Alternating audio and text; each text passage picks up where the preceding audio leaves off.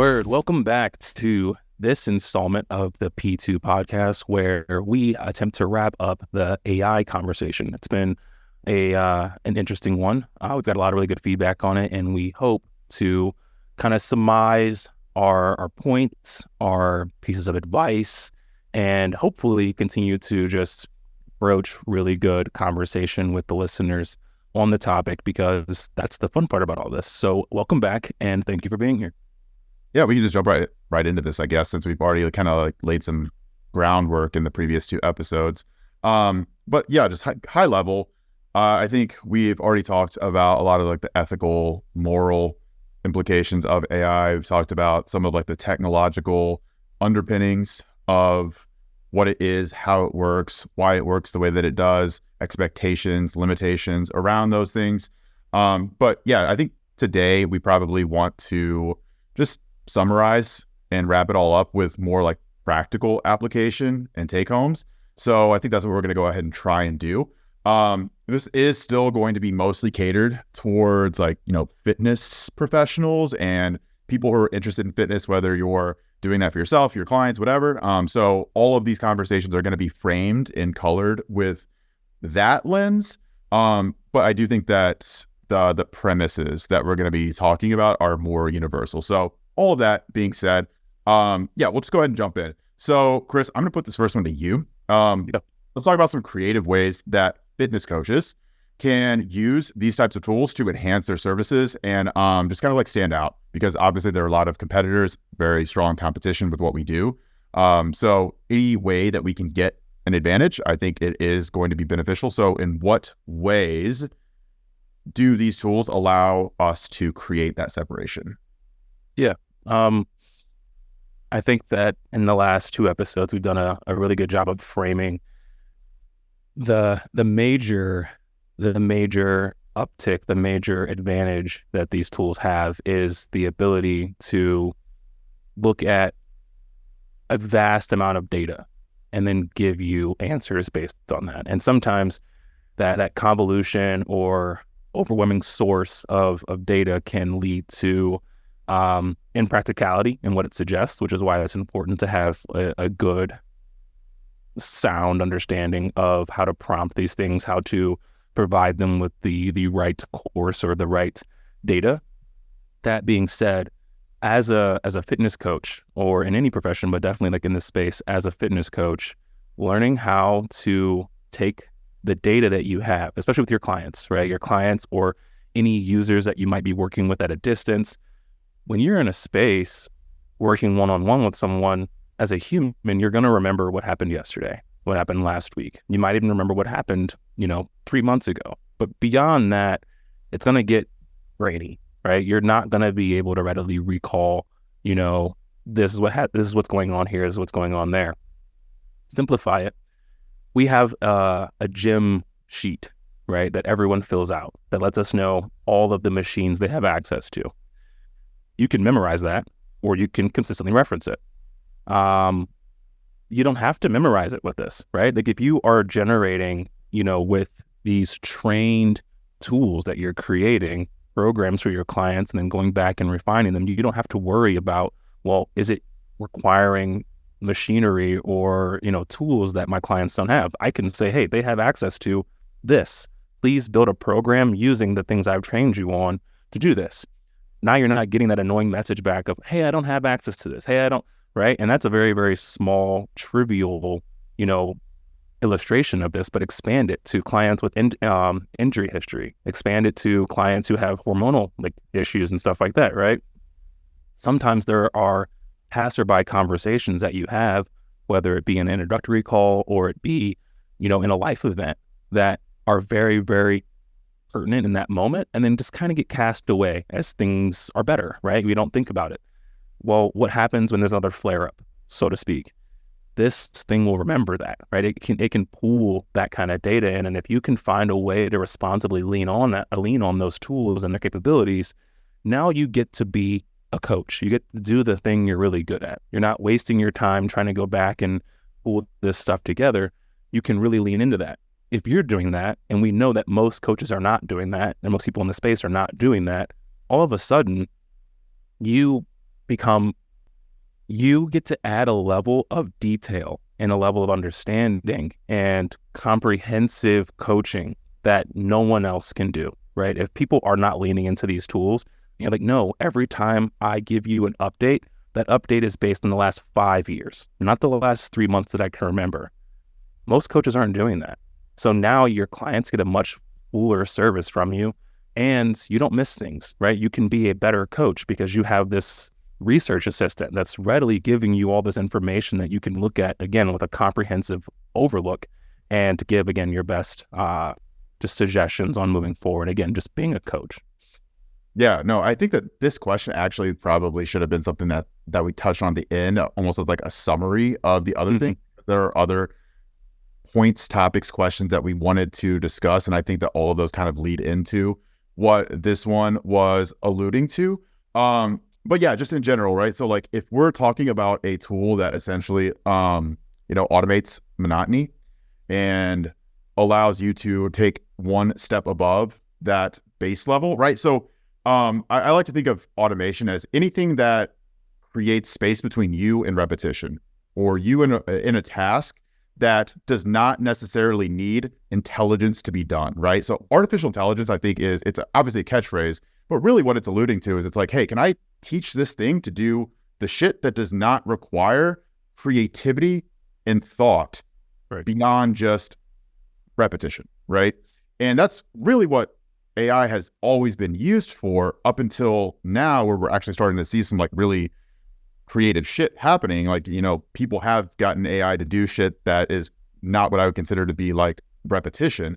But I mean, that is the easiest, lowest hanging fruit to use a lot of these tools. It's seeing the things that you do all the time that are just really boring, that are, brain dead work for you, and just saying, hey, like I can very easily create some kind of loop and train or teach this tool to do this for me, because I'm really not expending much brain power or problem solving ability in doing it. I'm just doing the same shit all the time. And everybody has work like that. Everybody has stuff that they can figure out a way to outsource to someone else. And if you can outsource it to someone else, it does not require you to be inside of that work, which means you can probably outsource it in a way to an AI tool. So you just have to be able to explain it really, really well. And that kind of actually goes into maybe some of the other questions and ways that we want to talk about, like practically using these things. But if we are trying to enhance our service, the first thing that we have to think about is repetition. Let's just get all of that busy work out of the way. Let's automate that, and let's take a step outside of the business or outside of that day-to-day and think about ways that we can fix the problems that we have and make this service better for our clients. And I actually really like one of the points that we had already discussed, like before we started recording, but using AI to help identify blind spots or biases.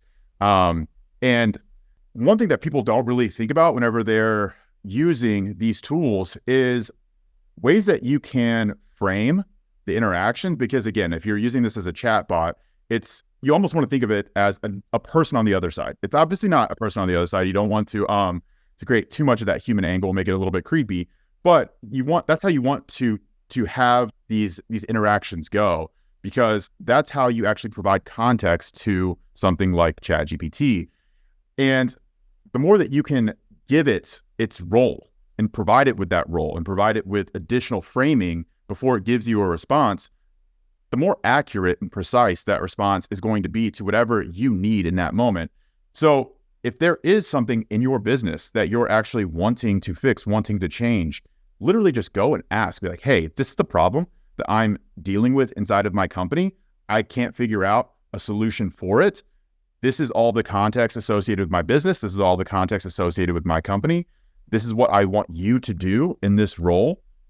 Help me. Give me some ways that I can actually figure out this problem. And most people just don't think of it like that. Like, they don't think of it as an Einstein level assistant, right? Because that's essentially what this thing is. It is an Einstein level assistant that knows all of human knowledge and can basically pull from that compilation of knowledge at any given point and just give you, in other words, like kind of like regurgitated answers. But that's super, super, super useful whenever it comes to things like this. But like for me, there are a lot of, I guess for lack of a better word, like cognitive traps that I kind of get stuck in whenever it comes to specifically coaching, because I've been doing it for so long.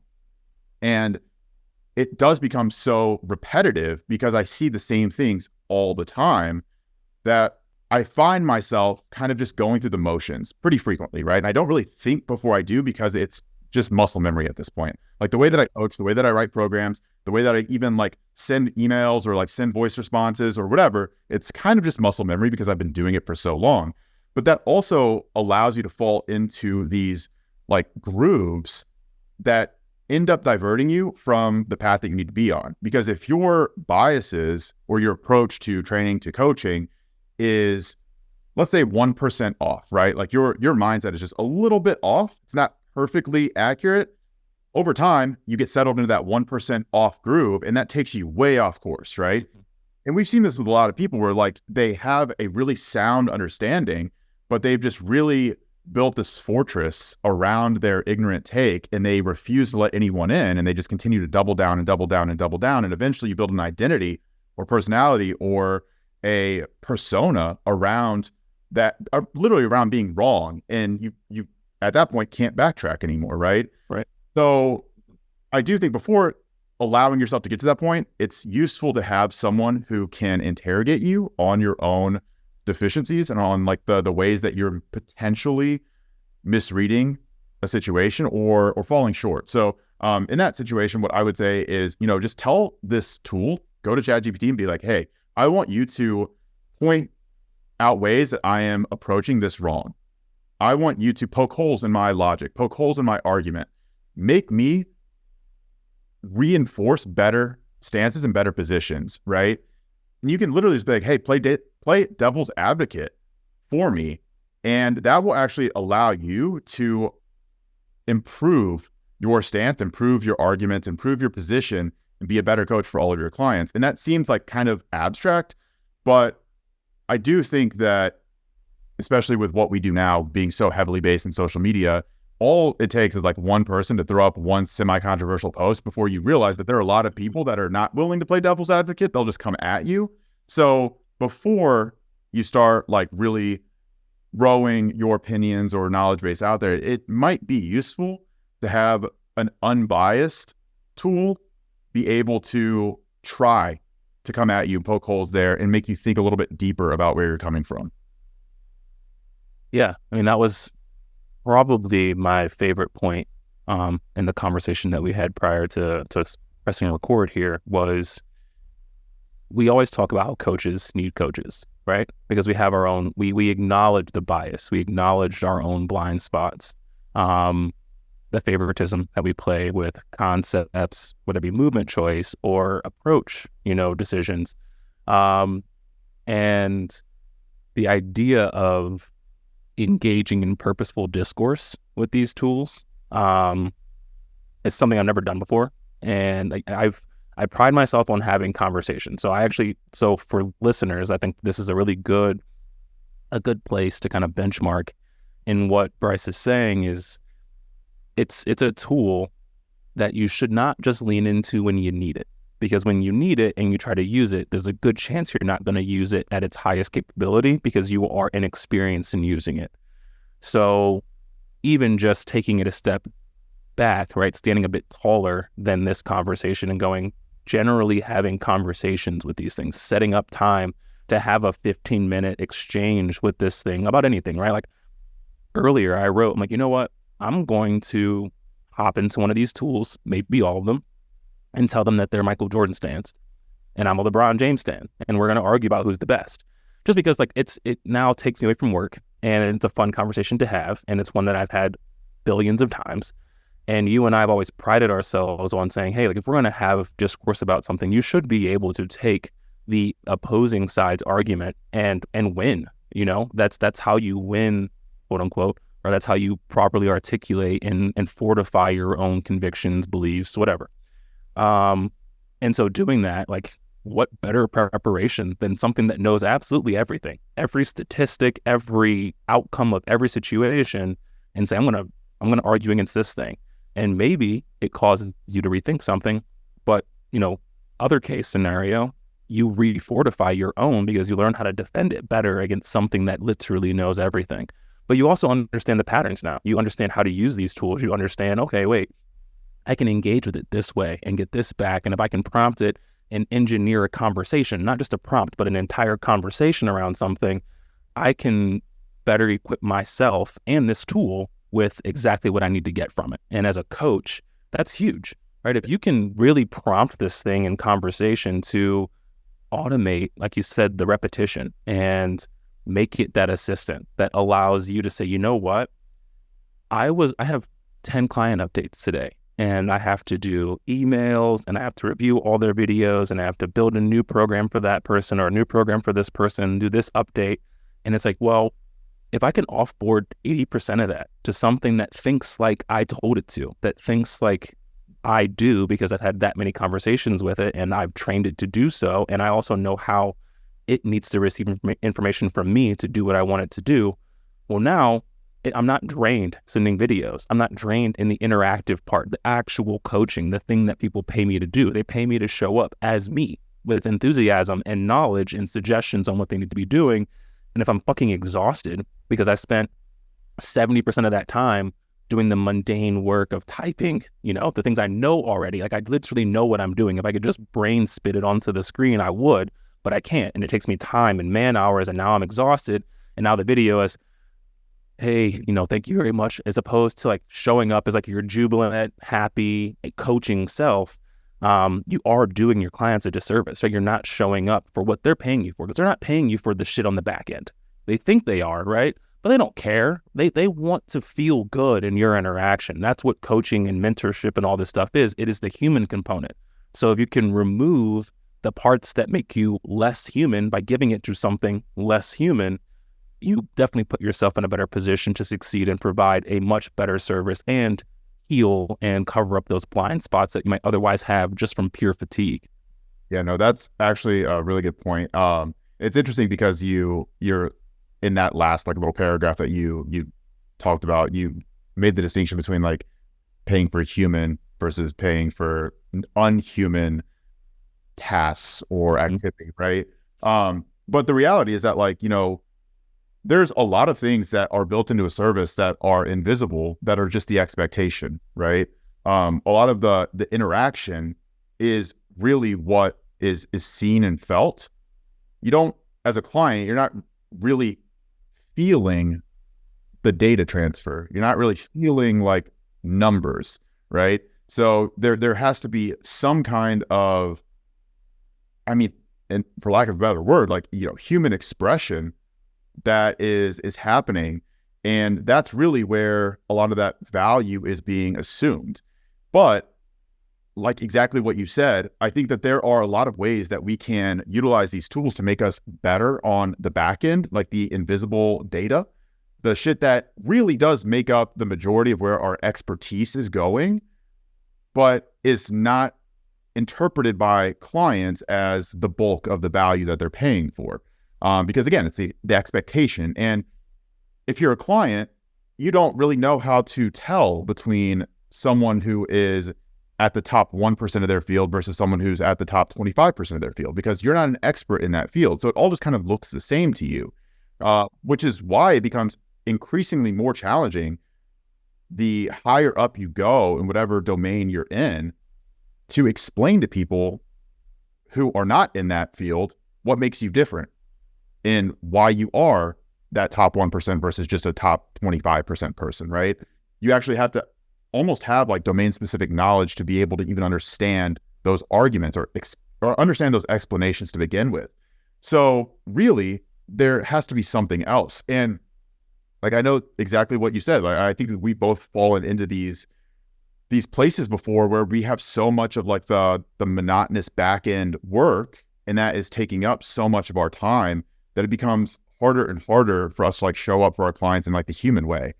And obviously, like, that's not what we want. I don't think that's what any coach wants, but you have to be able to leverage the tools that are available to you, whether that is Calendly to eliminate like the back and forth conversations with having to schedule a call, which everyone uses, by the way, and no one has like an ethical issue with using Calendly to save time because it makes fucking sense, right?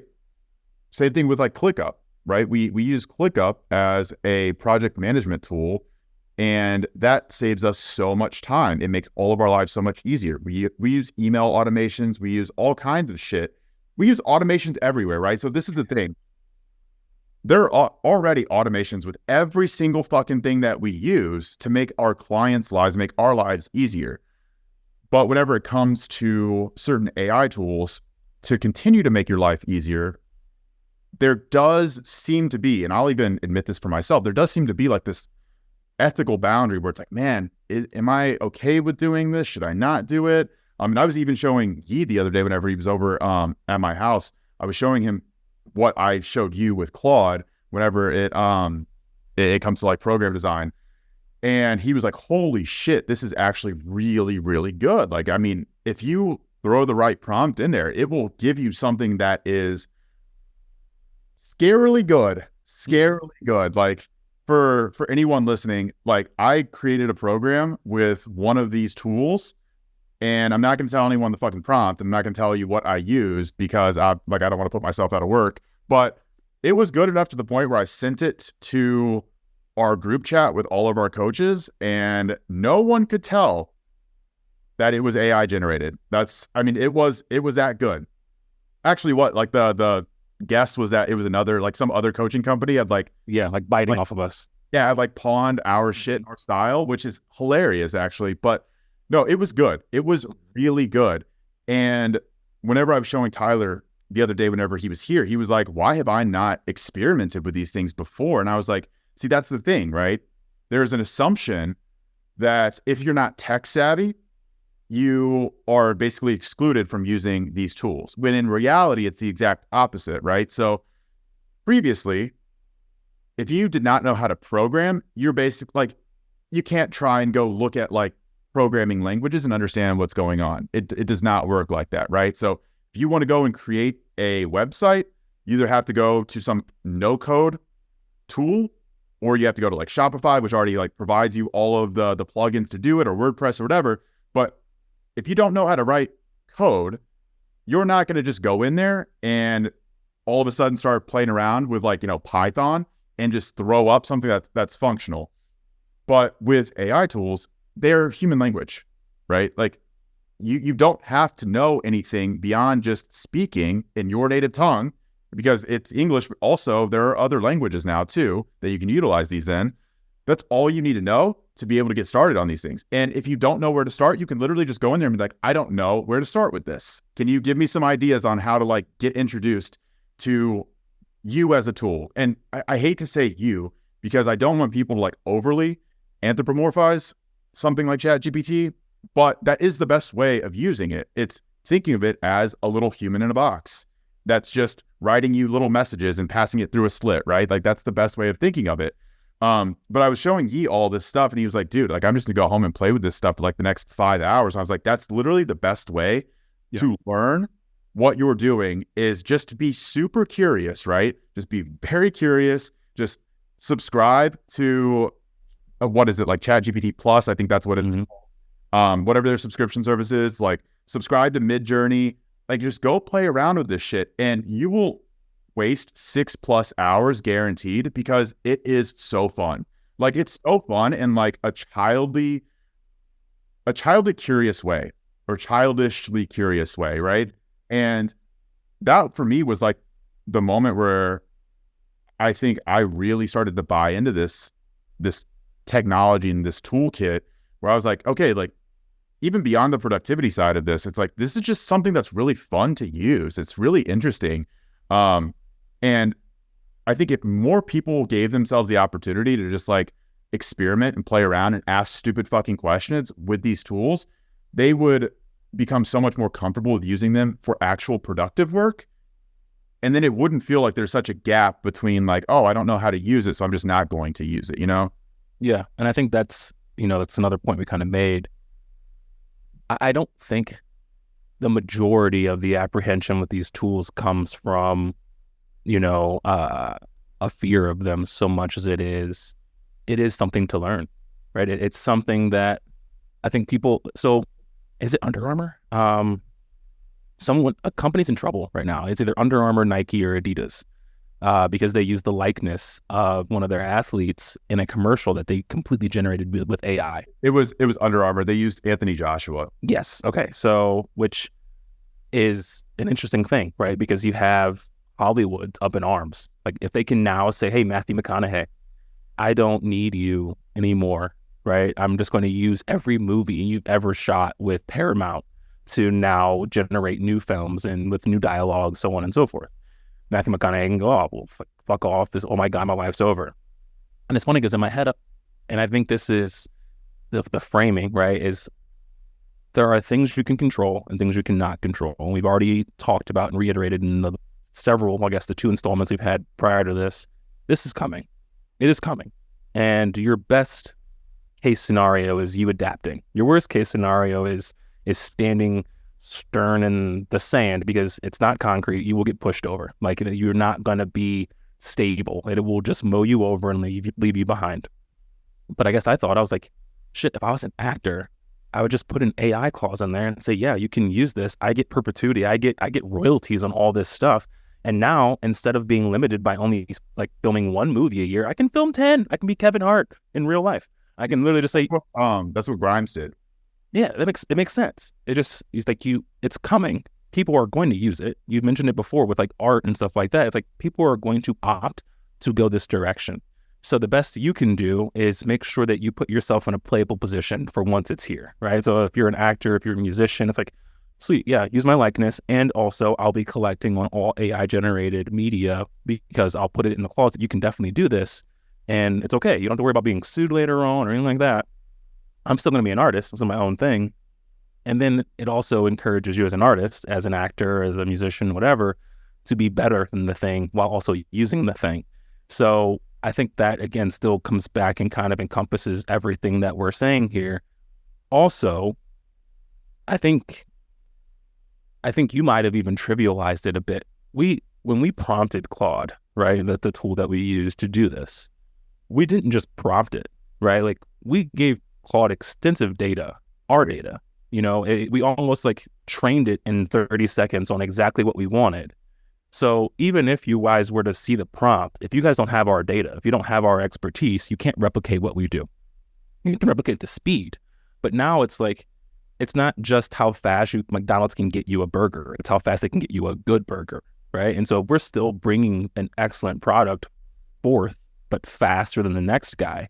Well, they can match us in speed and still bring shit. And we realize a lot of coaches out there they still give shit out, right? So I don't want to trivialize it. You definitely need to make sure that you are prepared in prompting these tools and the data that you give them. But that being said, if you can iron that out, if you can bring that full circle, these, like you said, scarily good, right? Like things that I'm like, hey, this is real. Like, I mean, to the points where I was like, hey, like do this. Okay, now take exactly what you did, but make it a 3-day frequency. I want you to keep the same intentionality. I want the same main movement patterns, but also they also don't have access to this equipment. And it's like, sweet, give me 30 seconds, right? And that's super fucking cool. Again, you have to go through and filter. You can't just copy and paste because there are inherent mistakes it makes and whatnot. But you give it your voice, you give it your likeness, so to speak. Like I mentioned with the actors being able to do the same thing.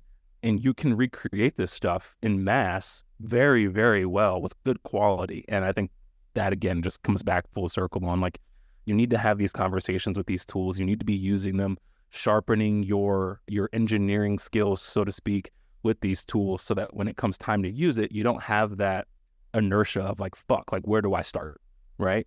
You had the conversation with it already of where to start. So now you know exactly where to like kind of bungee jump into to, again, springboard yourself forward.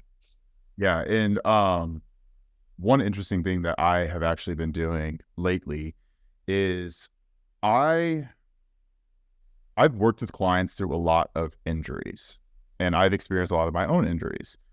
But one thing that you realize very early on as a coach is that injuries, even if they are diagnosed the same, present in very different ways. Yeah. And the mechanisms of injury are incredibly unique to the individual. So for me, I might have knee tendonitis, and my knee knee tendonitis might be exacerbated and irritated by volume, right? But intensity might be okay. If I only do like, 2 to 3 reps, I'm fine. But as soon as I get to like, 8 to 10 reps, all of a sudden, like it just starts to irritate me. Other people might be able to do 20, 30 reps, no issue. But as soon as they get above like an intensity or a load threshold, all of a sudden it's very problematic, very painful. Sometimes people have issues with like ranges of motion. There's a lot of stuff that can happen, right?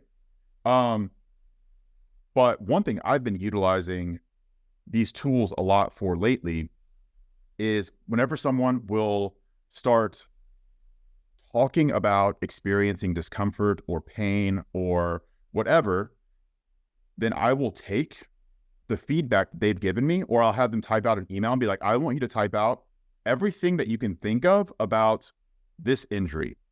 Tell me how it feels. Tell me where you feel it. Tell me what causes it to be worse. Tell me what causes it to be better. Tell me the exercises that are causing you the most issues. Everything that you can think of about this injury, type it out for me.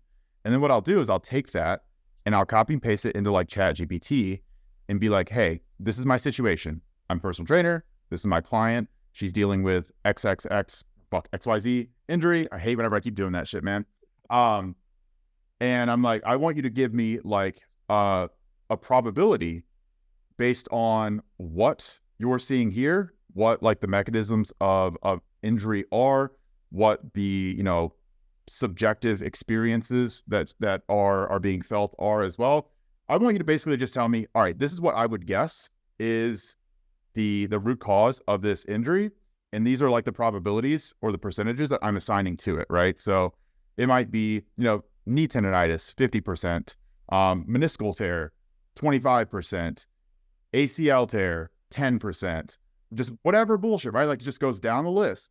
And it will give you explanations for like how or why that could potentially be an issue as well. So that's one of the things that I've really been using it a lot for lately is whenever I have a client dealing with any injuries, it's like, okay, I'm dealing with this in a remote environment. There's only so much that I can do. And I'm always getting delayed information, delayed communication. It's never in the moment. So I'm always telling you stuff after the fact.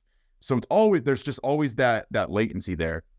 So I can only ever do the best that I can with the information that I'm getting and understanding that there is that gap in communication. So that's what I've been doing a lot. And it's been super helpful for me to be able to wrap my mind around like, okay, like this is what I thought it was, but also that's interesting that there is like a 20% probability that it's this thing that I'd never thought of, right? Like let's ask ChatGPT another question. Be like, hey, can you explain this, syndrome for me in a little bit more depth? I've never seen that. And, what exactly makes you think that it could be that? And it'll give you a full ass response, right?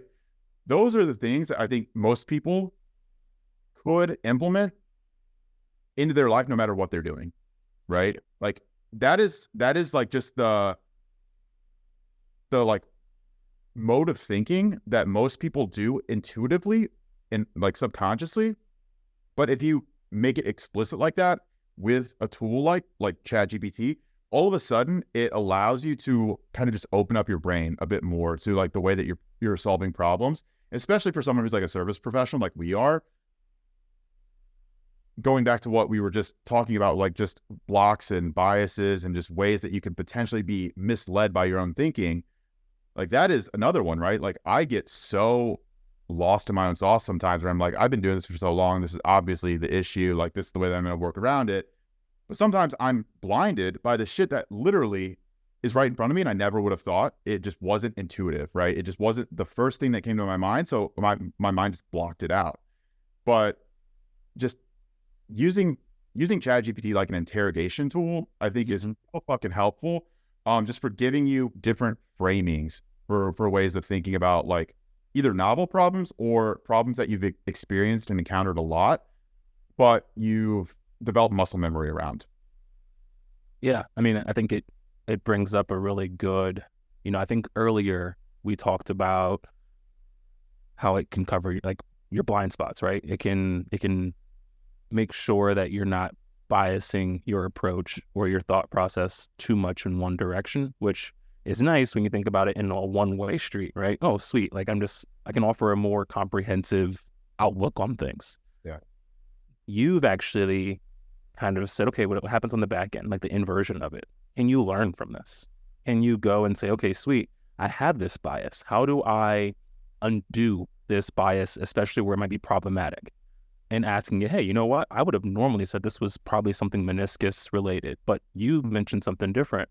So I want to talk about that. And now you've just expanded your knowledge base of something. So now when presented with this same scenario or similar scenario in the future, you now no longer run to meniscus. Now you're like, oh, well, wait, there's a couple things that could be at play here. Let's make sure that, we're paying attention there. And so that goes beyond expanding your service, right? The outward appearance of what you're able to put out into the ether and to your clients and stuff, but also the way you're able to bolster your own understanding of something, the way you're able to bolster your own intelligence surrounding a certain topic. And so I think that that's a super important piece. I don't think people look at AI like that yet. I don't think they look at these tools like that yet, right? I think they still, again, it's Google. I need to know a quick answer. Give me this answer. Copy, paste. Sweet, right? But it goes back to that conversational component of like, do you want to learn? Do you want to be better? Because the better you are, now the better you can use the tool. Because now if you know the things it no longer has to tell you, and you can kind of elevate your conversation, right? It's why we encourage our clients to read the client manual. You can ask us any question, but the better questions you ask, the better service you'll have, right? And you only ask better questions when you have more knowledge. And so having these conversations and broadening your knowledge enables you to ask it better questions.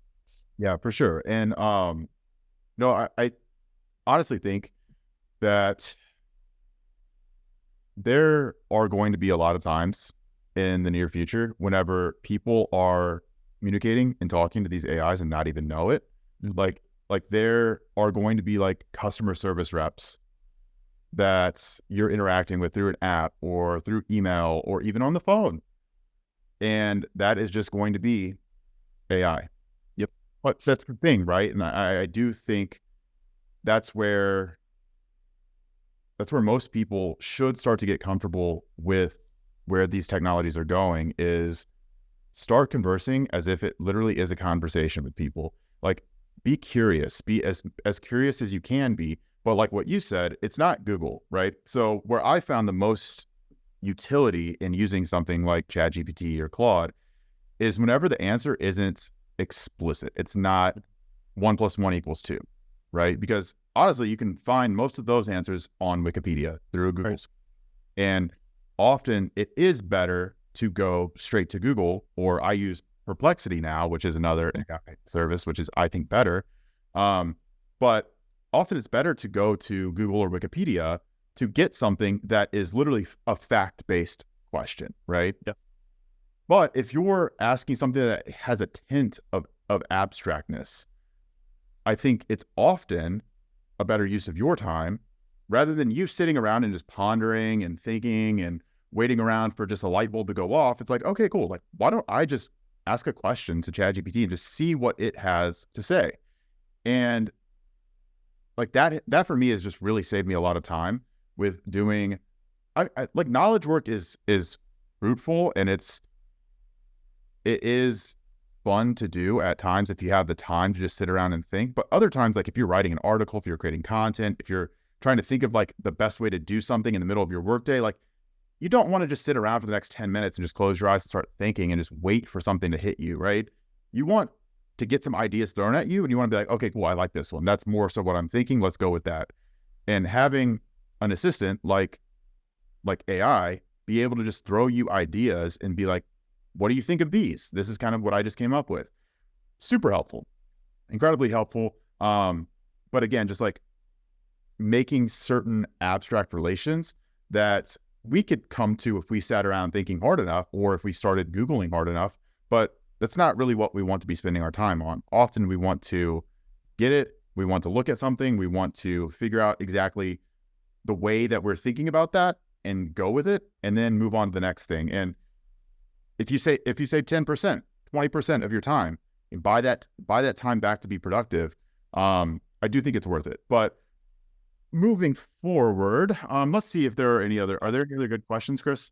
Yeah, I've been just kind of going through and highlighting the ones we cover or touch on, but I think that actually broaches another like digressive, I guess, kind of piece of this. I guess not digressive. Either way, just a tangent of this.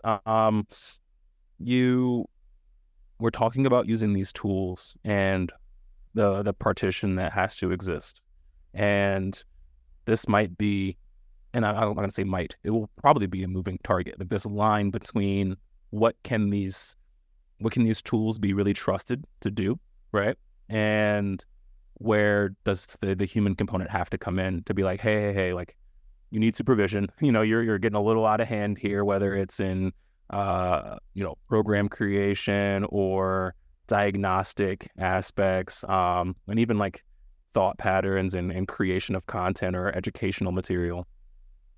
Because it's almost like these things can get overwhelmed because they have so much information. It's like watching something that you just let loose and it just starts rambling every single fact it knows, right? And so your harnessing of these tools is important. To reiterate what we've already talked about, I think after you've harnessed these tools, that begs the question of where do you rely on self over these tools, right? Like drawing that line is important between what I will trust this tool with and then where I will step in and take what it's given me and then put it into best use. And then there's also the aspect of like the contrarian. It gives you something that maybe you don't agree with, or maybe you think is lacking context or misguided. And where do you say, okay, I'm going to question my own thought process here, and I'm willing to give a little, or no, my human intuition, my anecdote from just being present in this space tells me I should actually do this, or I should go this direction instead. And how do you draw that line? Because once you get really patterned into using these tools, it might be easy to defer, to say, you know what, it knows more than I do, right? It has all this information. Where do you draw that line? Do you have one for yourself, and do you have a suggestion for others? Well, they still do hallucinate. And for anyone who doesn't know what that means, it basically just makes mistakes, right? Like, these GPTs or these tools that are LLMs, like the ones that are essentially trained on like all the data, they're meant to be used kind of like a chatbot. They're pre-prompted in a way that kind of prevents them from telling you that they don't know something. So if they don't have the relevant data set to answer your question or whatever your query is, they'll just make something up. And that's where you start running into... Crazy to think about. Huh? It's kind of crazy to think about, but yeah, it's cool. Yeah. But like the problem used to be way worse. It used to be way worse because again, like we talked about last time, like these are probabilistic tools, right? So like they're mostly just making best guesses on the next word that they're typing out for you. But over time, they've gotten much better. And anyone who has used these tools over the past, few years can attest, like GPT-4 is ridiculously good and hallucinates way less than any other versions. But hallucinations still do occur. They mostly happen whenever you start getting into like the really high level, abstract, esoteric knowledge. So anything that, again, I guess would fall like more in like the 1% of any domain, you're going to start running into issues with these LLMs giving you accuracy, or they might even just bullshit you a little bit. They might make something up. You might read a sentence that they threw in there and you're like, wait a second, this seems wrong, actually. Not even just like unclear. Like this is actually factually wrong. And it does happen, which is why it is so important to not just copy paste. If you're having it write you a blog post about why carbs are okay to eat before bed, you're probably going to be fine, right? Like that's not incredibly out there knowledge that it's pulling from. And there's probably a lot of data in other articles on the web that it's already been trained on to where it can kind of just like pull from that and be like, all right, this is the gist of what this argument is. Let me go ahead and give that back to you. But at the same time, there is a solid chance that if you're asking it for something extremely specific, it will potentially make something up or just give you really vague information back. Like it'll write you a whole ass blog post and not really say anything. And that does happen, right? Like, you know, I've even fucked around with it, asking it for very, very, very specific things in like the training exercise science world. And I'm like, wow, you just wrote 1,000 words that don't mean anything. That's actually a skill. Like that's it's a politician, right? That's pretty impressive. Exactly. Yeah. I was like, this is kind of impressive. But that is where it pays to understand exactly what you're expecting from these things, right? If you're expecting it to write a whole ass article for you about some arcane knowledge or topic, probably not the best thing. You know, if you want it to give you a framework that you can then expand from, much better, much clearer. If you want it to write an outline for your article or essay, great use of your time, because then it keeps you on track. If you want it to be an editor or a critic, really great, because then you're giving it the information and it's telling you, okay, cool, you could do this a little bit better. This is what I would have done here. Like literally it's speaking as a critic. I would have done this here. Have you thought about this? And that is where I find the most usefulness, is not having it do all of the work for me. It's creating something that I understand is flawed and that I understand is not perfect. And then me being able to take that and be like, okay, cool. How can I make this better? How can I put my own voice into this? How can I use this literally as just a scaffolding and then make this my own, but kind of going with the flow that's already been created? Since, again, if you've prompted it well, if you've interacted with it well, the final output that it gave you should be pretty close to what you're thinking or what you're wanting. If it's not, then you need to do a better job of prompting, right? But again, you can't just go in and be like, write me a blog post about X and expect it to be good on the first shot. So yeah, just in my opinion, I do think that there are a lot of ways that these things can be utilized effectively, but if you're expecting it to do all of the work for you, it's probably not where it's at the moment, especially if we're talking about more like skilled or knowledge work. If it is, hey, send an email at 9 p.m. every single day, sure. Yeah, it could definitely do that, right? Like that is AI to the T. But if you want it to actually sound like you, feel like you, like listen like you, if you want it to essentially be you and replace you in whatever task that is, like you're going to have to understand that there are trade-offs associated with it at the moment. Yeah, I think I agree. I have like this rule. I was talking to my little brother about these tools. They ask big questions, and so I go, oh, this is what I know about it. Deference to you, right? Like at the end of the day, it's you creating something, even if it is like you're writing an article that you hope to educate people on. If you're wrong about something, I mean, I think that's about how you present it. This is my opinion, right? This is not something I'm deeming as fact. And I think that losing yourself or losing your voice or your approaches, like if it writes you a program for a client and you're like, yeah, this might be objectively what you believe to be best, and also my anecdote or my voice or my approach just isn't this. I think aligning with yourself is the better way to go.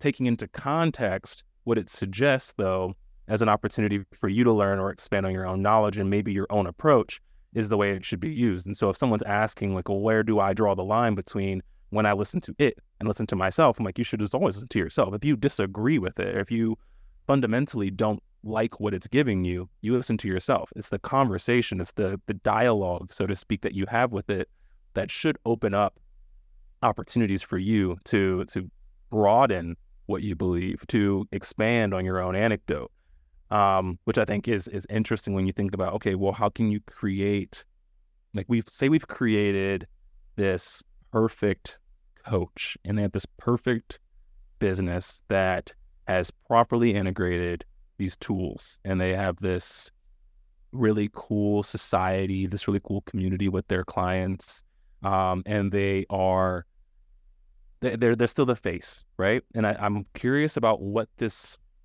idealistic, as much as we can in making it objective, person and company looks like. Like, how are they utilizing AI to make sure that their clients feel engaged with readily, actively, and often? And also, they don't lose themselves. They haven't deferred to just what this AI tool has generated, and they're just this like smiling, happy face on the back end. Like, what does that look like conceptually for you as coaches are trying to figure out how to best integrate these tools? Yeah. So my thought here is that eventually it will just look very similar to having an infinite amount of assistants that are specialized for different tasks.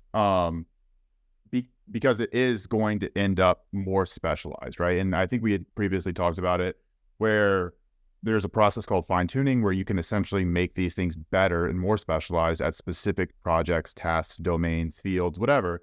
And essentially you just train it more, right? Like you just say, hey, I want you to focus more on this specific area. Now focus even more on this. Now focus even more on this. Now use this additional data that I'm giving you and zoom in even more.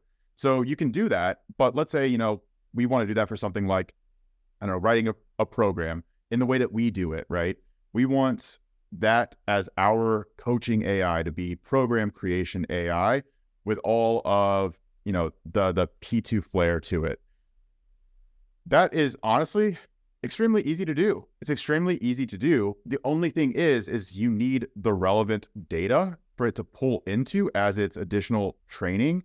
You also need the right way of querying it, right? But that can happen automatically if you know how to do it and if you have the right interface for doing that thing. And obviously, if the technology improves to the point where some of these systems can run a little bit more autonomously. And actually, there was a demo that just came out recently. It was called Devin. And what it does is it creates autonomous agents that interact with each other. So it essentially... Yeah, so it's essentially a team of these GPT-like agents, and if you say, hey, I want this project done, it will create sub-agents and direct them to do these sub-tasks, and then there's essentially like a hierarchy. Yeah. And they just communicate with one another, in other words, communicate with one another until they get this project or this task done. But like that's the way that these types of things are going to go, right? So it's like there's going to be one that's like overseeing the other, and it's like error correcting and saying, hey, no, like you've deviated a little bit too far from what the goal is. Let's correct it. Let's steer back. Essentially, just like whatever managerial hierarchy would be inside of a company, right? Like the same exact thing. And that's the way that I think of these tools being integrated, even in like a more human-centric company like what we have, or like, whatever fitness company we might be talking about in the abstract. Again, it's going to be more of like a hybrid approach, right? So ideally what would happen is you would take all of the laborious tasks that are either just answering questions or they're creating something that is database or numerical, like again, like program creation, or they're, immediately creating an update to a program or an update to a client spreadsheet or something like that, or they're just data logging. So if they're keeping track of data, they're pulling from data. Like a lot of these things can be and will be quantified in ways that we're probably not even expecting. I know that I mentioned it to you before, but like, YouTube has been tokenized, right? So like you can turn audio, visual data, even spatial data, into quantitative data. Like there are ways of doing that. Same as if you take a picture and turn that, and you can compress that into like, however many bits. There's ways of doing it. It's pretty complicated for most people to understand, but that's ways of us taking like more of a subjective experience and compressing that down into a way that can be quantified by something like an LLM that we can then further train it on. And actually, this is maybe a side topic, maybe not a side topic, maybe it expands on what we're already talking about, but I was listening to an interview with Sam Altman, and he was, and he was talking about how, the current iterations of GPT-4 are honestly, he was like, pretty shitty, like, this is the worst it's ever going to be, which is a very important point, by the way, is like, this technology is the worst that it will ever be. Like, it will only get better from here. So I want everyone to understand that, because I don't think that that can be emphasized enough, right? Whatever limitations we're seeing and experiencing with these tools right now, it's only going to get better. Right. So on that note though, I was listening to Sam Altman talking about it, and they were talking about potentially like what GPT-5 is going to look like and like what that's going to introduce. But he was talking a little bit more long term, and he was saying, you know, eventually these things are going to have context windows. Do you know what a context window is, or should I explain that? You should explain that. Okay, so a context window is essentially what a single conversation can hold in terms of like total tokens. So just tokens, like almost like words, right? Like words, word fragments. But right now, I think that GPT-4, so what most people think of as like ChatGPT, I think that the token context window is like 128,000, which is a lot, right? Like if you think of 128,000 words, that's like a novel. Like that's a pretty big book. I think Gemini's is 500,000.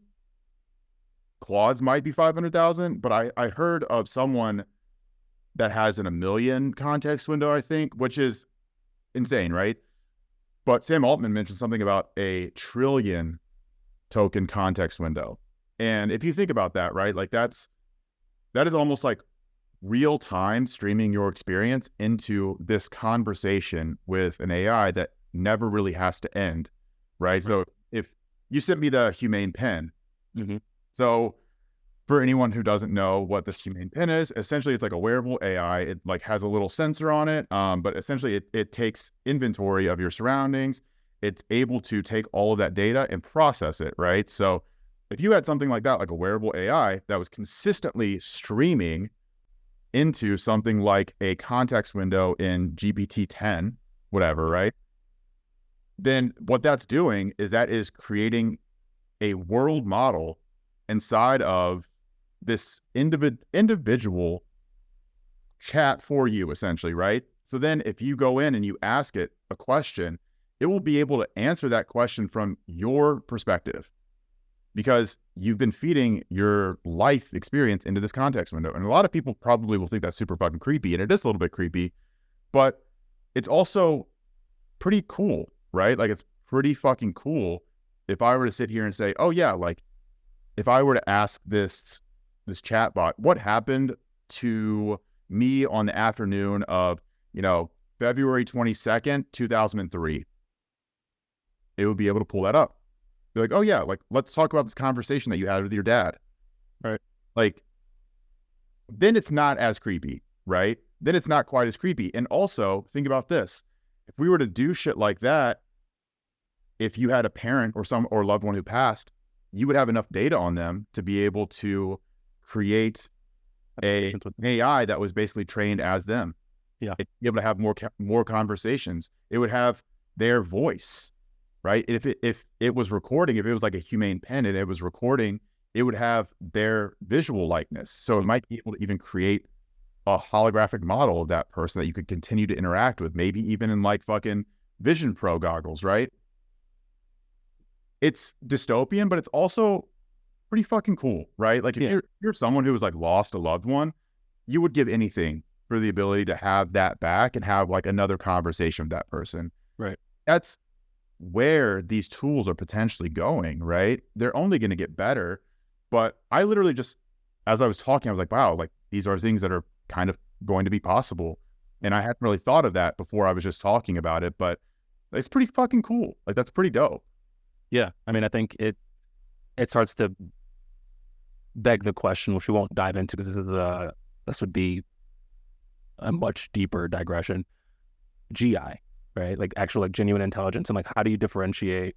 At what point is this no longer an input-output game where it's like, you know what, it's archived enough data to have lived 1,000, 1 trillion lives, right? Because that's what we are, right? We are input-output algorithms that are based on our human experience, how we were reared as children, what we experience as adults, and a lot of the way that we show up in the world, the way that we interact, and the way that we respond is based on the inputs that we've had in our entire life. And so at what level, right, to tend to the what power of data do we say, you know what, this thing is intelligent. This thing is it's genuine intelligence, right? Because if I can say, hey, listen, here's everything, every conversation, every picture, every family video of me and my grandmother, right?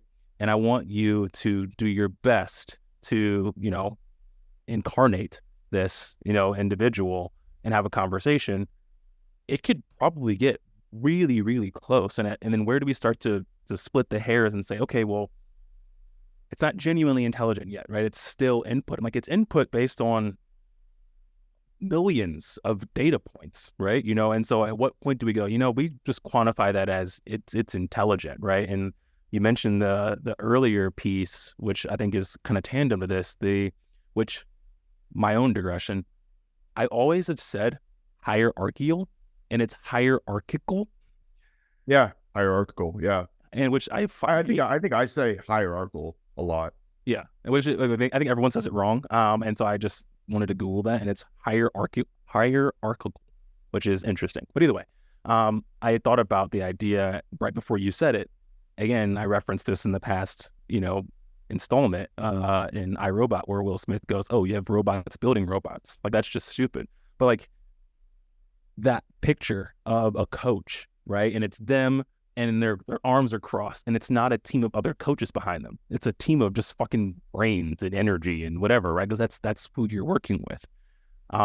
That kind of picture is a really interesting one, and they interact with each other. There are hierarchies to how they interact, and you have like that course correct. You have these niche down AIs that like, hey, your specific job is marketing, right? And your specific job underneath that is your social media marketing, and you are, person-to-person marketing, you are convention marketing. Like all those different things can be broken down over and over again to the infinite degree. I think it's a pretty interesting thing to think about. But I do think, circling back to the initial point of genuine intelligence, and when do we start to say, you know what, I don't know that there is a readily discernible marker for what is human and what is machine anymore. My bad. I figured we'd be wrapping up soon, but I didn't want to like forcibly wrap up. I kind of wanted it to come to a more like natural end. And I'm like, I have to pee right now, otherwise I will explode. Oh yeah, we can definitely like start summarizing this. I do want to expand on the question that you asked, because I have a lot of thoughts on this. But yeah, so previously it was the Turing test. That was the supposed threshold for an AI becoming AGI, right? Like, and AGI is just like the G is general. I think you were saying genuine, but I basically say fucking thing. Like people, like some people call it ASI, which is like artificial super intelligence. So none of it fucking matters. It's all the same thing, right?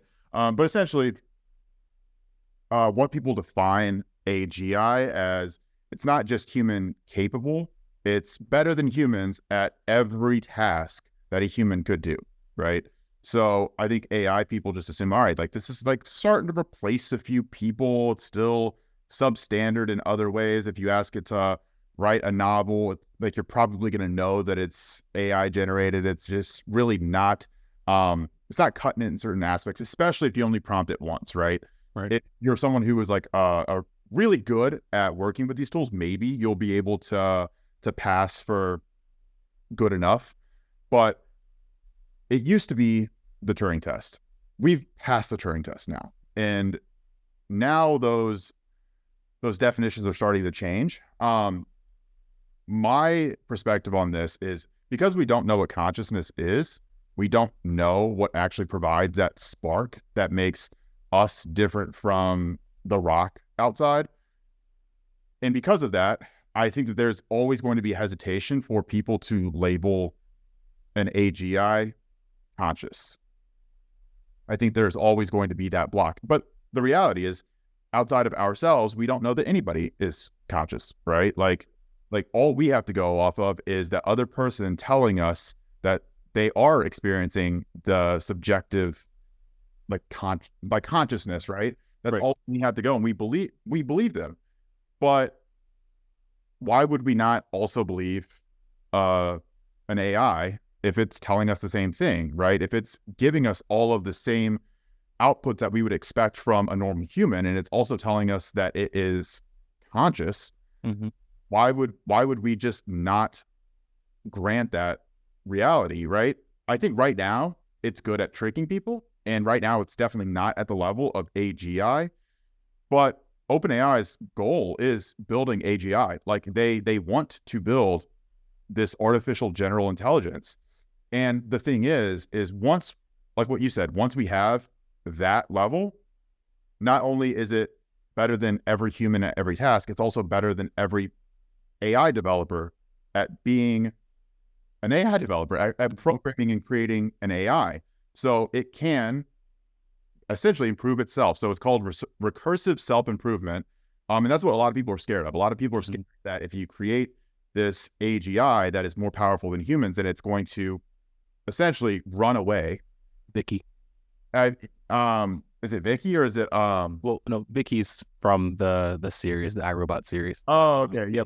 What is the Lucy? It's like that Lucy. shitty Scarlett Johansson, but same premise, right? So what a lot of people are scared of. But right now, we're not at that point. And right now, we only have to go off of what we've been able to experience with the tools that are at our disposal.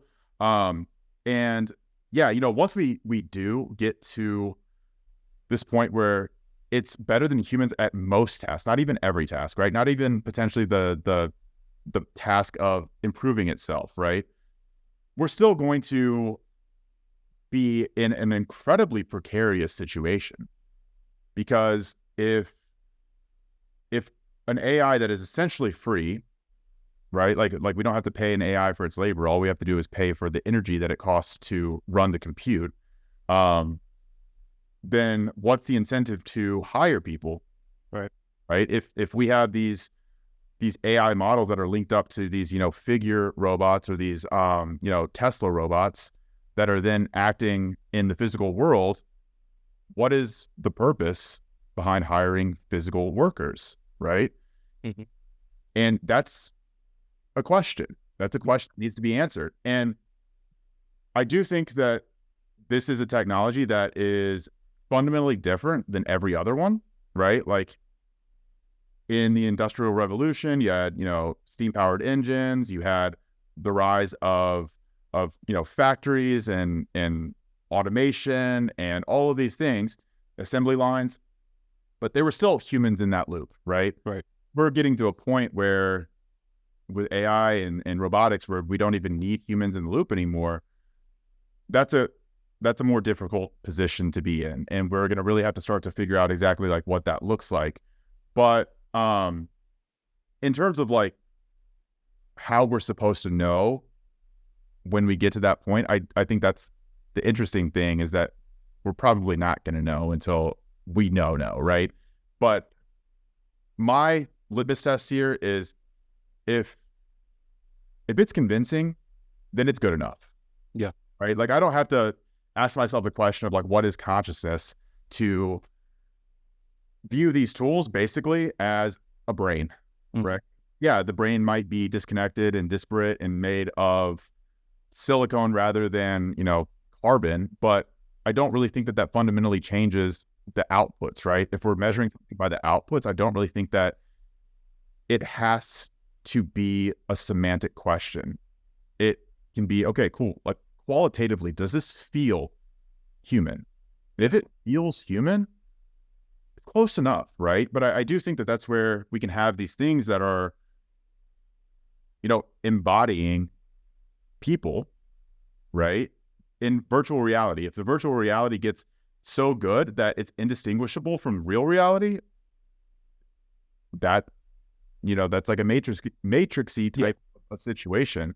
And I was even talking to Lex about this the other day, where I was like, you know, there might be something in the future where, you know, we are able to plug into some kind of like VR, that the experience in that VR is 1,000 times faster than real life.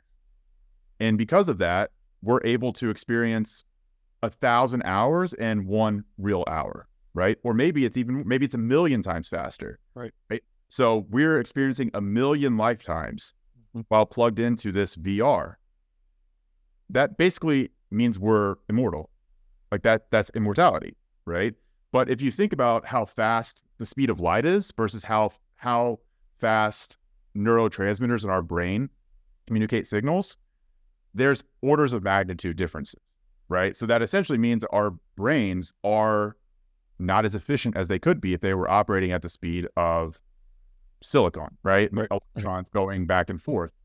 So there's a lot going on there, and not everyone needs to understand it. But I think that high level, if you communicate with one of these tools, you're like, this is convincing. I feel like I could be potentially talking to a human. Just treat it like I hate to say it like this, but treat it like a fucking human, right? Like converse with it like a human. But also, it's probably good just like in our heads to start operating that way, since eventually that's where it's going to get anyway, right? Like this idea of AGI is coming. Yeah. Absolutely.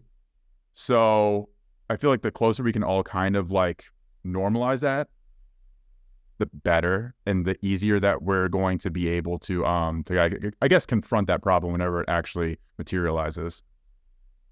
I think that you and I, and others probably listening, but you and I, because we have such a logical outlook on life, like for me, I do believe for the most part that people are just algorithms. We're complex algorithms based on our life input, the things we've experienced, our parents, so on and so forth.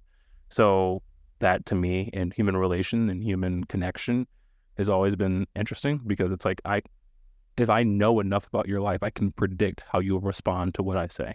And then at that point in time, what differentiates you from a computer that I've trained, or someone I know, right?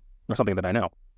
And I think the discernment, or I guess I should even say the framing of the discernment between artificial intelligence, real intelligence / consciousness, is more of, in my opinion, a safety framing, right? It's our ability to say, well, if we make this abstract enough, then maybe we never have to cross this threshold. Versus if we said, no, we're going to tier this thing, we're going to quantify it as intelligence, but maybe the same way we quantify intelligence in a dog, right? If you want to look up, hey, how intelligent is a Doberman Pinscher?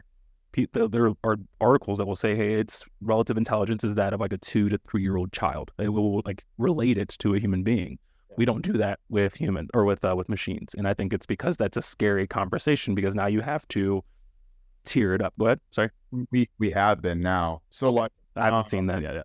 Yeah. So I still think that so they do benchmark them against regular tests. So like you'll see it with, like they'll have it take like the MCAT, or they'll have AI take like the bar exam, or they'll even have it do like the International Math Olympiad, or whatever that is, right? But I have seen IQ tests. So like they relate these different models to IQs, and I think, again, I don't know, like this is obviously not perfect. It's not a 1-to-1, but I think I saw Claude actually surpassed 100 on an IQ test. So in theory, Claude would be greater than average in terms of human IQ, but that also means that eventually we're going to have an LLM that is a 200 IQ, right? And then a 500 IQ, and then 1,000 IQ. Like, and I don't think people understand what that means. Like, if Einstein was like 150 IQ or whatever the fuck he was, like, what does double Einstein mean? Right. Like, what does that mean for intelligence? When I think the IQ test. So my favorite higher learning test, just as a quick digression, but as a supporting argument, is actually not an IQ test. It's not the MCAT. It's the GRE, because I've always quantified intelligence as not what a person knows, but what they can do with what they know. And I think that that's a really, really important distinction. And I think that comes down to less about what data I have access to and more about dexterity. And I think, so you mentioned the Industrial Revolution. We needed humans because simply the machines that we were inventing and creating were not they didn't have the dexterity to do still what the human hand was doing, right? Whether it was even just pushing a button or turning over a cylinder, so on and so forth. And I think that's probably the most impressive things in the physical space that I've seen when I see a robot hand take a ball and push it over and drop it onto, you know, a platform this big, right? Because now it's showing a high fine tuning, a high sophistication to be able to handle things that require a higher level of dexterity physically. Now I'm wondering, because for me, I think that intelligence can also be looked at in a way of like, okay, well, what's its mental dexterity look like? How flexible, finessing can these things become? Because right now they are still algorithmic. It's still almost mechanical or ordination, patternistic, probabilistic, right? But I think when you get really familiar with these tools, like you and I have, you more so than I, you still feel it. And it feels like, okay, I'm talking to maybe a trained child, right? A really, really smart trained child. The order of magnitude, the difference between what you see in an infant or a young toddler and the way that they think and perceive the world, and that of a young adult, and then that of like an older adult, middle-aged adult, oftentimes is the ability to take a complex situation and finesse it beyond the book. Okay, I was taught 2 + 2 is 4. But what happens when it's not 4, right? What happens when it's something different? And the ability to do that, I think, comes with a dexterity of like, okay, I'm not short-circuiting because this isn't everything that I know. I understand context and I can be flexible and kind of move there. And I think for me, like litmus test, that's where I'm like, okay, wait a second. I just watched this robot get into a car and turn the dial on the volume, right? Like that requires a high level of fine tuning. If it can do that, then that means it can cut onions. It can prepare a meal. It can flip a pancake.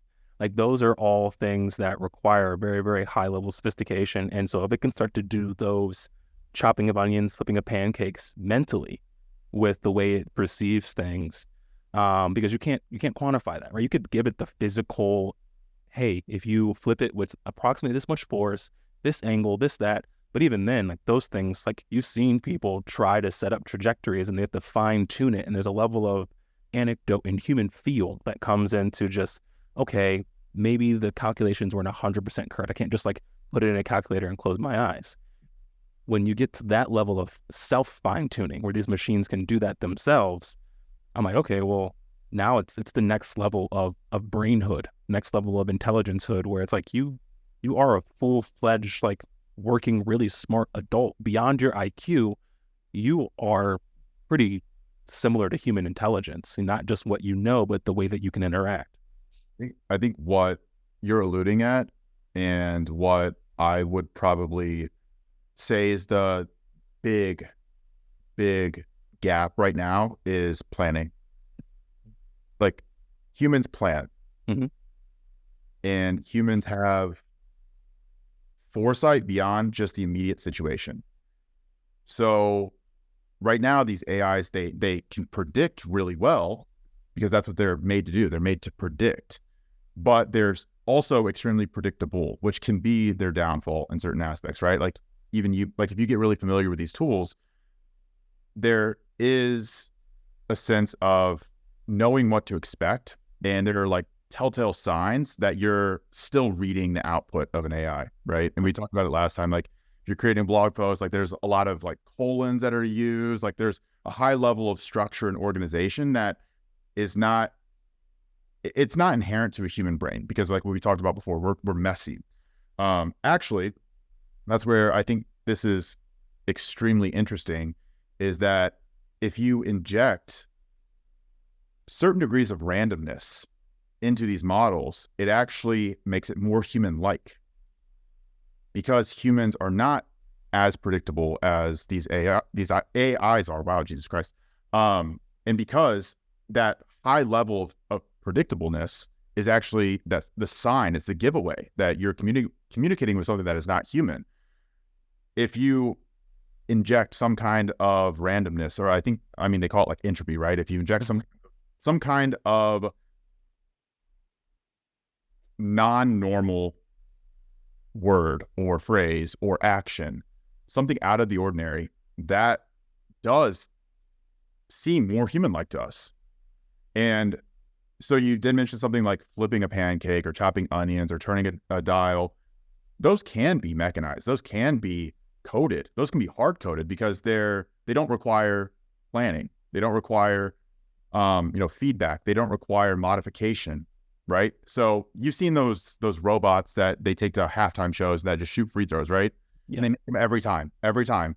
It's because once you figure out the trajectory, and once you figure out the distance, once you figure out the power and the finesse, it's just repetition. It's just doing the same fucking thing. And that's what robots are the best at. They're Right. best at doing the same fucking thing over and over and over and over again in the same environment. But humans have to plan. So if a breeze comes into the arena, That's what I was gonna. yeah. If someone turns on a fucking fan going across the court, If the pancake is smaller or larger. exactly, yeah. A robot without planning and guidance from a human on the outside, or actually, I mean, this is where it gets a little bit weird, without the guidance from another source of data, right? So if there was like a real-time stream of data coming and think, oh, this is the wind direction, the wind speed, then it would be able to correct for that, right? If it was running an algorithm. But all that to say, like, I do think that planning is what differentiates these things at the moment. But that's why if you do create some aspect of randomness, it feels more human because humans are super fallible and we fuck up a lot. And we sometimes say shit that we don't understand why we said it. It just feels like someone else is in our head and hijacks us for a bit. But OpenAI just, I don't know if they announced it, but I think it got leaked. There's been this project that they've been working on for a while. It's called QStar. Okay. And for a while, people thought that was like this like super top secret thing that was supposed to be like AGI. But I was reading some of like the leaked material about it. Essentially, it's supposed to be a different design for like the LLMs that GPT-4 is essentially, in the same category model.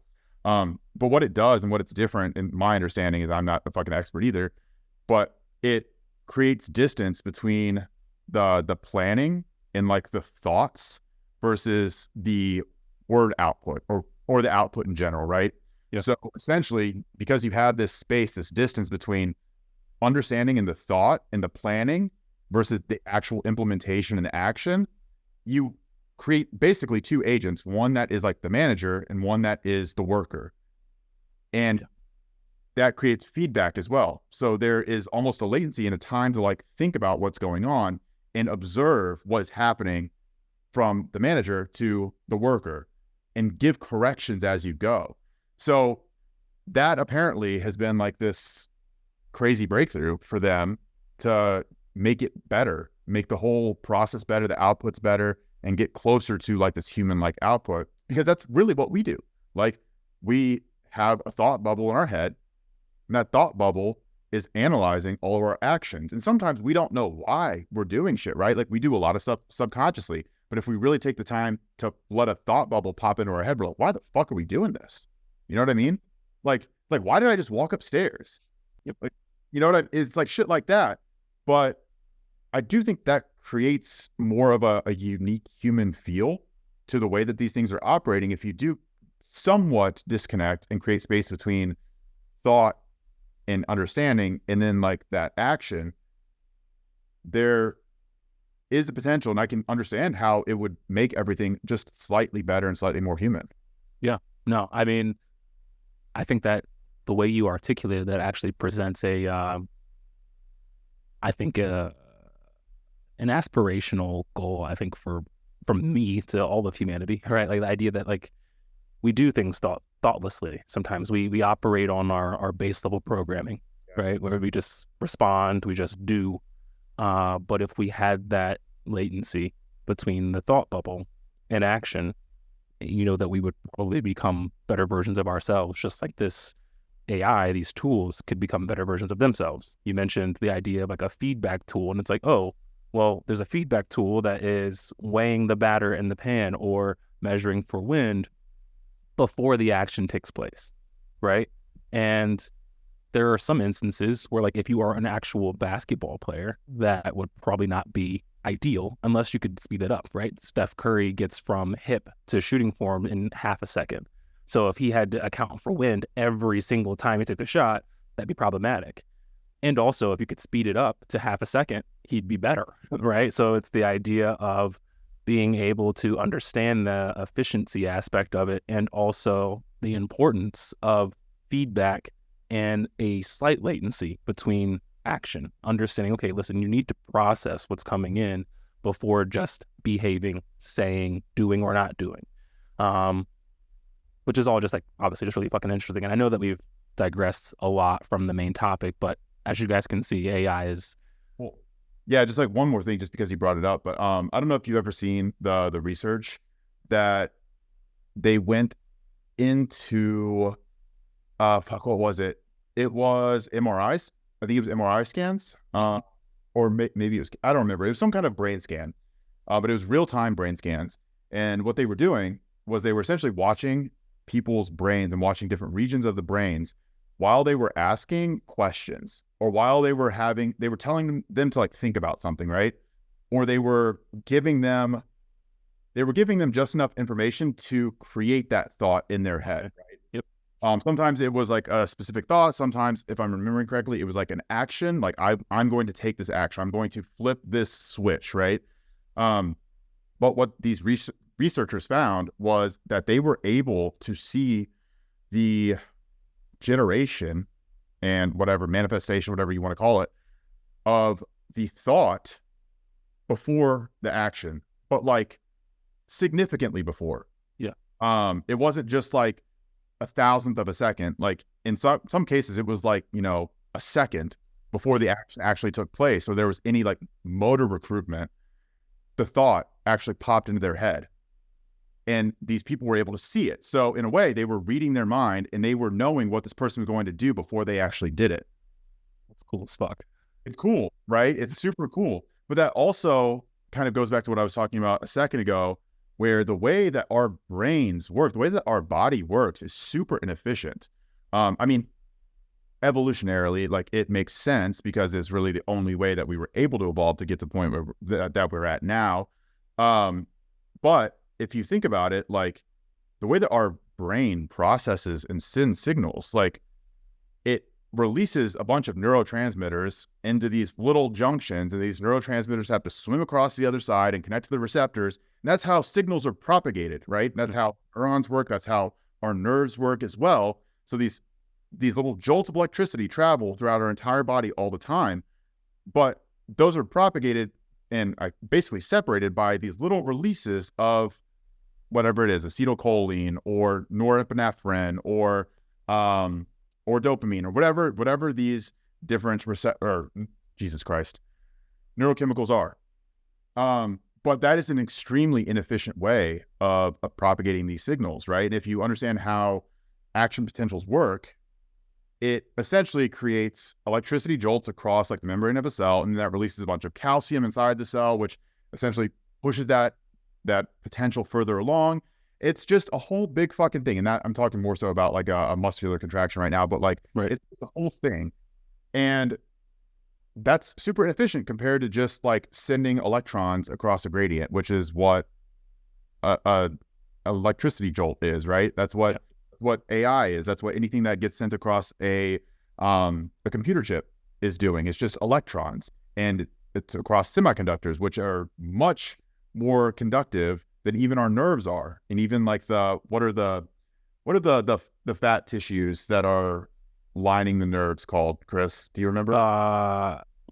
No. It was called. No, it's gonna drive me insane. But either way, yeah. So like essentially our body has ways of creating conductivity inside of it of the neurons or around the neurons.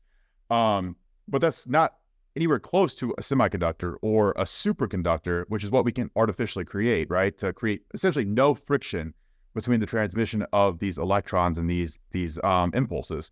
So with that being said, like going back to the thought bubble versus action, it's not really a surprise that something that originated in our brain would have a latency before it's actually reaching the muscles that are responsible for creating that action, because there's just a delay in processing, right? Like it's normal. whenever you have something that is created in your head as a thought, a bunch of neurotransmitters get released, right? And then they kind of cascade down and they create the necessary neuron responses, and those neurons form signals, and those signals form thoughts, and those thoughts form actions, and that gets sent to the necessary part of your brain. If I'm not misremembering, what is it? The cerebellum is the motor unit. Yeah. Then that gets sent down your spinal cord, and that it's like there's a lot of shit that happens. It's not very smooth, so it makes sense why there would be this type of latency. But the thing is, we don't understand that that's happening, right? Like we think that as soon as our thought bubble pops into our head telling us to move our finger, we're doing it simultaneously, but that's just our perception. But there's also a delay in our perception, Right. which most people don't think about, which is super fucked up to even try and think about. But yeah, just I this is obviously a complete digression, but it is really interesting and kind of fun to think about a lot of the ways that like our brain kind of fails us, and the ways that the world around us, the reality, is slightly different than what our perception of that reality is. And one of my favorite things in the world is that just like an LLM is a prediction machine, our brains are prediction machines. Mm-hmm. And our brains predict to eliminate the chaotic noise that is the real world, right? If we did not have prediction machines for brains, we would be overwhelmed. And that's actually one of the mechanisms that people think psychedelics work by, is they basically eliminate your brain's ability to make predictions. And because of that, there's just so much sensory overload that nothing makes sense anymore, because it essentially, it creates a blockage between like the top-down beliefs that have been formed over, the years that we've created these predictions in our head as like what's going to happen next and what these things mean and these like the symbolism, but it blocks that from happening. So we have all the sensory input coming in, but we don't have anything from the top down to be able to apply like meaning and order to it. So that's why like nothing makes sense whenever you take psychedelics. You're like, what the fuck is all this shit, all these colors, all these sounds? But because you don't have any order to the chaos, that's also how you can create meaning.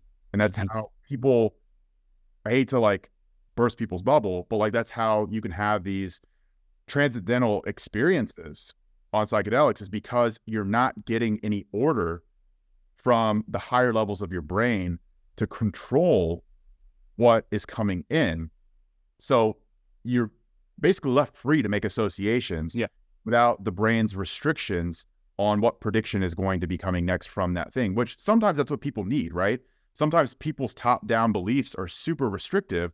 Like if you're OCD, your prediction machine brain is hyperactive, and it's not allowing you to observe the sensory input in an accurate way. Or if you're someone who has whatever trauma, right? The world around you is different than your brain's perception of it, because it's clouded by the fact that you have this trauma that is so constraining your world model, and it's not allowing the sensory input to update that model, right? Right. But on the other side, you have people like schizophrenics, right? Like schizophrenics, well, actually schizophrenics they're challenged in the same way, but it's just different, right? So schizophrenics, basically, they see everything and apply like higher level meaning to things that don't need higher level meaning, right? Like they'll see like a picture of a cross in a magazine. They'll be like, oh my God, this is God talking to me. Like I'm the chosen one, right? They start like they're delusional, but it's because like their models of the world are flimsy, kind of like someone on psychedelics would be. But they're impressionable. So they're almost free to make associations that aren't there. But what I was meaning to say, like from the sensory side of things, like you have someone who like has autism, who are very sensitive to sensory inputs, right? So audible noises, loud noises, like people who are autistic, they can't handle it. Or things that feel weird. Like if you're someone who has autism or someone that has autism, they don't like weird feelings, or they don't like things that are new, right? Things that are new really bother them. And it's because they can't predict. Like their brain is not predicting in the way that it's supposed to be. Like I'm not gonna say normal people, but like people who do not have autism, who have stronger prediction machines, they're able to understand, okay, like if I hear this loud noise, I know what that's coming from. I know what to expect. I know what the reaction is going to be. But in certain cases that there's that linkage that's broken, and that can happen top down, and it can also happen, bottom up, which this is a super diversion, but like, honestly, I think that it's like a really interesting conversation to have. Yeah, no, yeah. But yeah, anyway, long story short, predictions. No, as you were talking, I'm like, this is like the fun shit that I know that you and I want to talk about. And I'm like, we need to have a side cast, or just like every third podcast, we just get to tangent and just talk about random shit like this, because that to me is more interesting. And I think it will qualify this one at like halfway through. Just if you want to listen to the rest, it's going to be tangent. But well, I will say, and as a hat tip, as a nod to any of my nerd people who are listening, I know Yi, our assistant coach, will definitely listen to this. What you just described, the idea of the latency between the brain and actually doing, or even thinking, processing, and then thinking and coming to a decision, and then doing. In Dragon Ball Z and Dragon Ball Super, there is actually a form that Goku realizes, which is called autonomous ultra instinct, where essentially every part of his body, it thinks on its own. He doesn't have to see a fist come and think to block it. His arms, they're thinking for themselves. His head's thinking, and it's actually pretty fucking dope ascension. But I figured, as you were talking about, I'm like, I can only think about this, and I have to give the nod to all my other anime lovers out there. But yeah, like I said, we'll put some sort of disclaimer that 45 minutes in, we go on a tangent, which we'll probably revisit at some point in time in a more full-fledged yet abstract hour plus podcast. But if you are tuning in and you are still here, we want to thank you for hanging out so long. We appreciate you. This definitely brings to a close a really interesting topic, that being AI in the world, the AI in space, or AI in space, in the space. I can't speak. But again, this is probably going to be iterative. We will likely revisit this as new things continue to develop, and even for ourselves as we continue to experience and involve the new tools and the new opportunities into our own business to be able to provide for our own community and clients even better. So thank you again for tuning in, and we will see you next time.